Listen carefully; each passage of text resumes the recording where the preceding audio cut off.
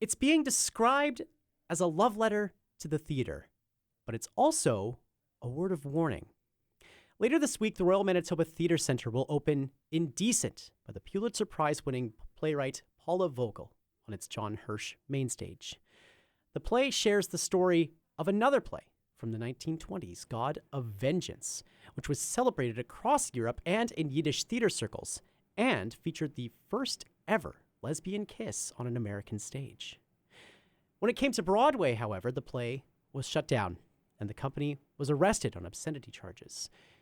Indecent shares the story of that company and the questions around morality, censorship, anti-Semitism, and homophobia are addressed.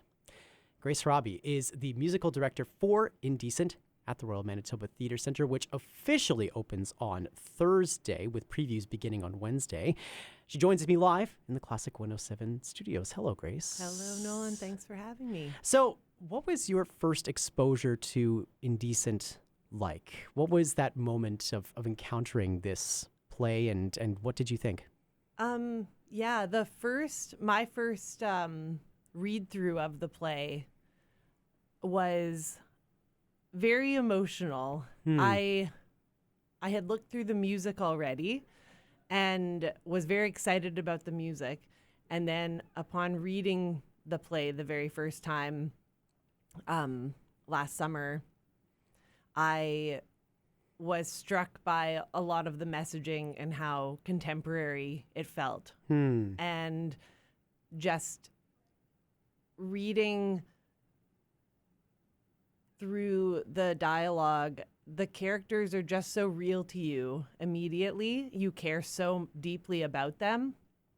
And I feel like after reading it, I waited a little while before I watched the Broadway production of it, which I needed to do to get a better sense of where the music fit into the show. But seeing the characters really come to life for the first time on the stage, it just makes you feel like you are part of the show. It makes you feel like you are part of the story. You are a piece in what is happening in front of you as an audience member, just because it is about the theater, about audiences' reactions, about all of those components of what it is to put on a production. And so I think that my initial reaction to the whole piece was just, it felt like I was going into another world and then kind of came out the other side, having experienced the world, not just watching it. It really makes you feel like you are part of the production. Well, it's amazing that because it's based on this other production from literally just over 100 years ago. Is it more exciting to find that these characters are so timeless and the musical elements are also rather timeless, or is that more terrifying that these themes that we're addressing here, anti-Semitism, homophobia, are still so prevalent, that there's still so much to speak to? Well, I think that,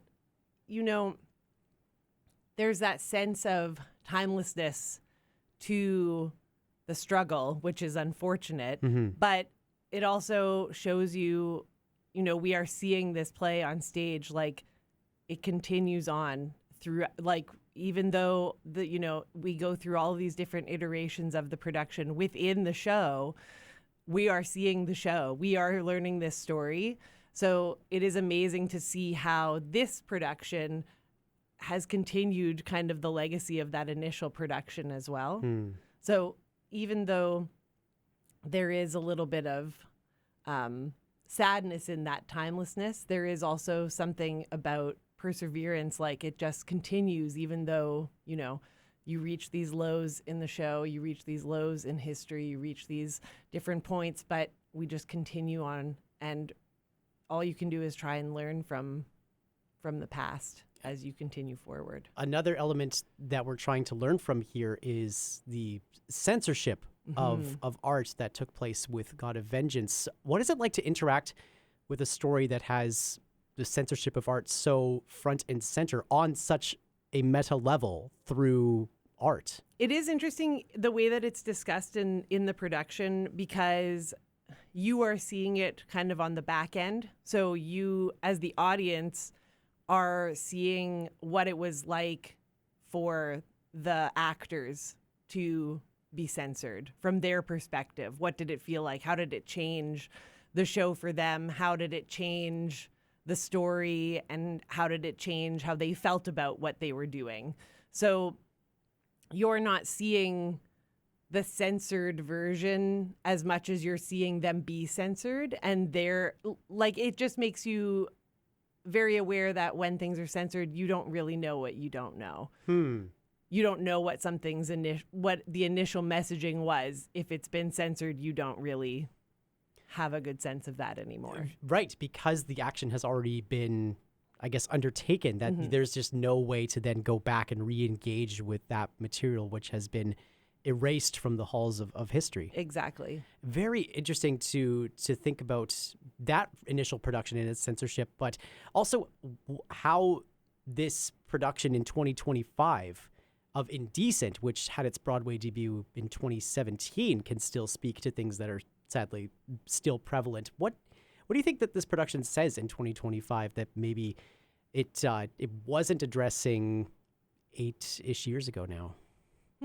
Interesting. Well, I think we're very aware now that the media that we consume is very calculated, and that people don't want us to have an opinion on certain things, or they want us to have a very specific opinion on certain things. And so that is what we are seeing, and is what we are hearing and reading. And so I think, this production, to me, if anything, some of the messaging that maybe feels more relevant now is just to dig deeper into things, not to just accept what you're being shown now. Go back. What's the history of what you're looking at? Try and find out more. Because I think sometimes, like even within this production, even though it was censored in New York, The God of Vengeance, it continued to be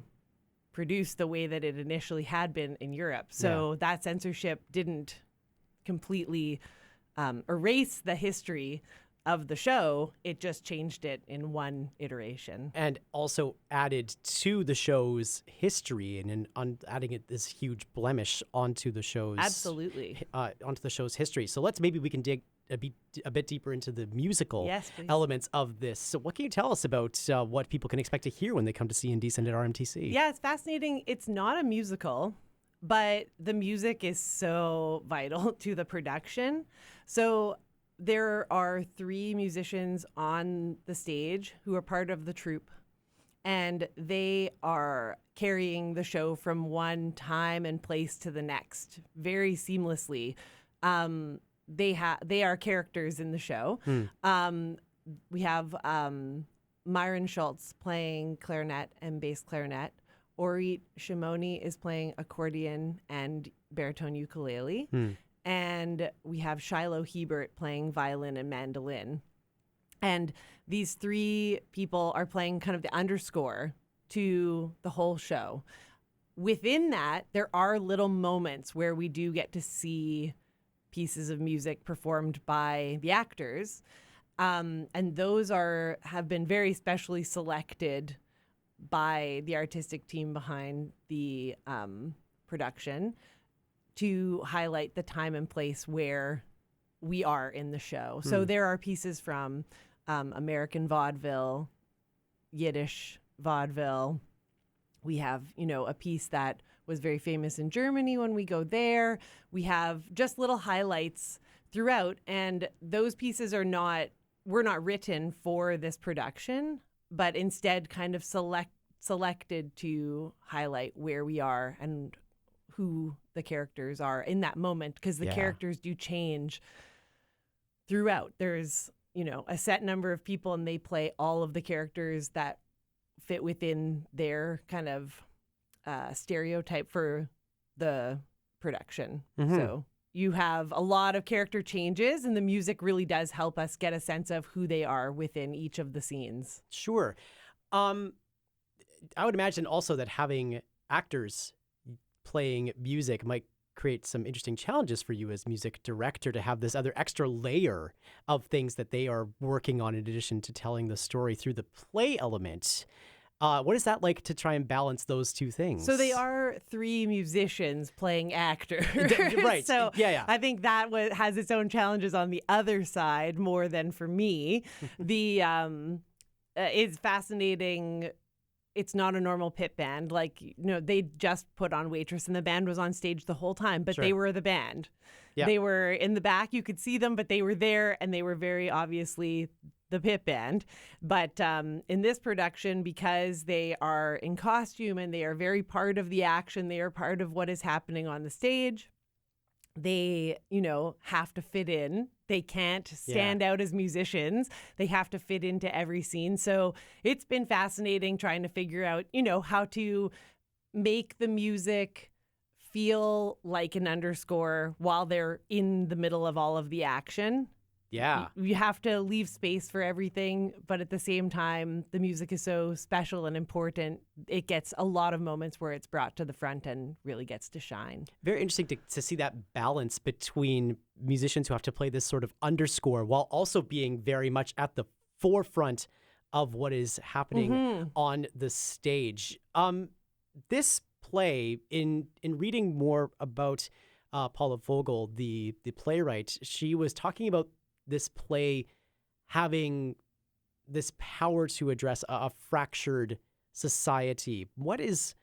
Maybe I'll ask this big meta question to you, having lived in this world and about to share it with Winnipeg audiences. What is the power of art to address a fractured society in 2025? I think that, we need to see ourselves in other people. We need to be able to identify what is the same between us and other. I think that the state we're in right now is just people seeing everyone as other and not seeing any of the things that are similar between us.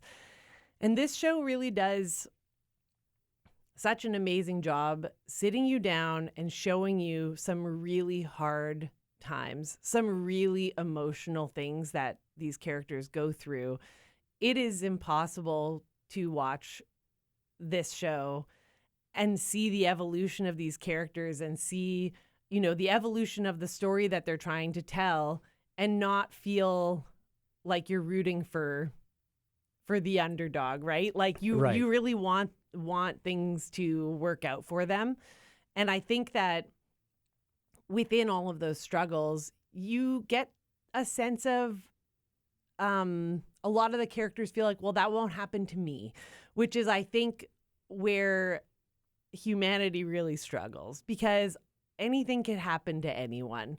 And people do not like to come face to face with that realization, but anything can happen to you. And when you start to believe that, you can see how things happening to other people don't really mean anything about those people. Yeah. They really are more of a reflection on society than the individuals who are affected. So I think that, art in general lets us share our experiences and hopefully lets other people who have experienced those things feel less alone, but also let people who have not experienced those things see you as a whole person, not just as that experience. And so I think this production really does an amazing job showing you just such a variety of experiences from that time and lets you sit with that and makes you sit with that in a way that I know, some people will have a hard time with. There are going to be communities who, immediately have that connection, and there's going to be communities who come see this show who don't have that. But, I think the hope is at the end, you just leave feeling like we're all people.